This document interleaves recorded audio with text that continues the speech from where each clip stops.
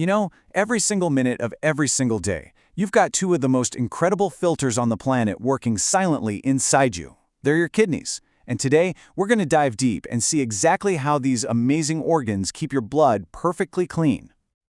All right, first things first, let's just take a moment to appreciate how incredibly hard these organs work. Your kidneys are not just some passive filters, no way. They are the master regulators of your entire internal world, constantly making tiny adjustments to keep you in perfect balance. And their workload is just staggering. I mean, get this.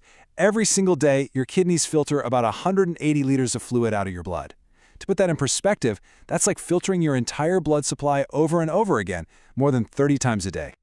But hold on a second. If they're filtering 180 liters, how come we only produce, about 1.5 liters of urine? Where is all that other fluid going? We're talking 99% of it. Well, that is the central mystery we are going to solve together today.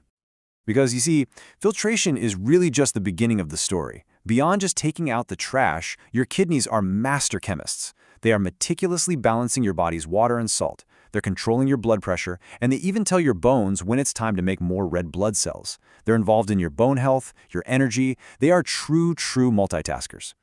So, how in the world can one organ juggle so many crucial jobs at once? Well, the answer isn't something you can see with the naked eye. We've got to zoom in, way in, to meet the tiny, microscopic workhorse that makes it all happen. Okay, so here they are. They're nestled right on either side of your spine. These two little bean-shaped organs are basically the command center for your entire urinary system. Now, if we were to slice one of these open, you'd see two main areas, a lighter-colored outer layer called the cortex, and this darker inner section, the medulla. And both of these regions are just absolutely packed with the tiny little structures we're looking for.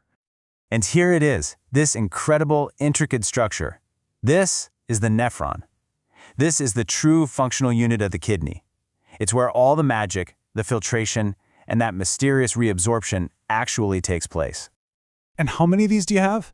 Well, get this. Each one of your kidneys contains roughly 1 million of these little microscopic powerhouses, all working together in parallel. Just amazing. Now, I know the nephron looks super complex, but its design is actually brilliantly simple. Every single one of them really boils down to two main parts. You've got a high-pressure filter right at the beginning, that's called the glomerulus, and then you have this long, winding tube that's designed to process everything that gets filtered through. All right, let's zoom in even further. We're going to focus on that first part, the filter. Because this isn't just any old sieve. It is an unbelievably precise, high-tech piece of biological engineering. So this tangled up little knot of specialized blood vessels, this is the glomerulus. Think of it as the main entrance. Blood flows in under high pressure, and a big chunk of its fluid gets pushed right out, starting its journey to eventually become urine. The whole filtering unit is held inside this structure called Bowman's capsule, which kind of acts like a funnel to catch all the fluid that comes out. But the real genius, the real magic, is in the wall of these tiny blood vessels. It's a super specialized 3-layer membrane that does the actual separating. And this 3-layer system is just brilliant. So layer 1, the wall of the vessel itself, it's full of little pores. Then layer 2 is this mesh-like basement membrane, and it has a secret weapon, a negative electrical charge. And finally, layer 3 is made of these specialized cells called podocytes, which wrap around the vessel with these tiny foot processes, creating the last superfine filter. So what this system does is use both size and charge to be incredibly selective. Small stuff like water, salts, waste products, they slip right through. But big things like your red blood cells and large proteins, they're physically too big to get through the holes. And on top of that, the membrane's negative charge actively pushes away valuable proteins, which are also negatively charged, keeping them in your blood. What you get is this filtrate. It's basically blood plasma, but with none of the big stuff. Okay, so we've got this amazing, super selective filter, but what's the engine? What's the force that's actually pushing 180 liters of fluid through it every day? Well, the answer is just simple physics and a constant battle of pressures. The best way to think about this is like a constant game of tug-of-war right across that filter. You've got forces that are physically pushing fluid out of the blood vessel, and then you've got other forces that are trying to pull it right back in. For filtration to even happen, the out forces have to win. So let's do the simple math here.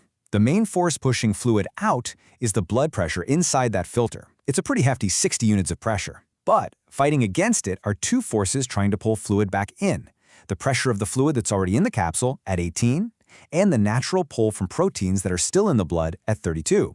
So you take 60, you subtract 18, and you subtract 32, and what are you left with? A net outward force of just 10.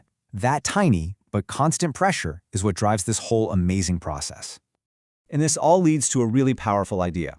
The total amount of fluid your kidneys filter, we call that the glomerular filtration rate, or GFR, it really depends on just two things: that net pressure we just calculated and the properties of the filter itself. You can think of it like a coffee maker, right? The speed you make coffee depends on how hard you push the water and how big and porous your filter is. And let me tell you, the kidney's filter is massive and incredibly porous. Now, this isn't just some abstract science concept. GFR is probably the single most important number that doctors use to check on your kidney health. It's basically your kidney's report card. So, just to be super clear, when we say GFR, what we're really talking about is the grand total rate of filtration happening across all 2 million of your glomeruli in both kidneys all at once. It's the ultimate measure of their filtering power. So what's a good score on this report card? Well, in a healthy adult, the GFR is right around 125 milliliters per minute. And if you do the math, multiply that out over a whole day, you get our 180 liters. See? It all connects. And here it is. This is the big aha moment. This is where we solve the mystery from the beginning. Every minute, 125 milliliters of fluid gets pushed out of the blood. But then, an absolutely amazing thing happens. As that fluid travels through the long nephron tube, an incredible 124 milliliters of it is purposefully pulled right back into the blood. That leaves just 1 single milliliter to become urine. The other 99% isn't lost. It's reclaimed.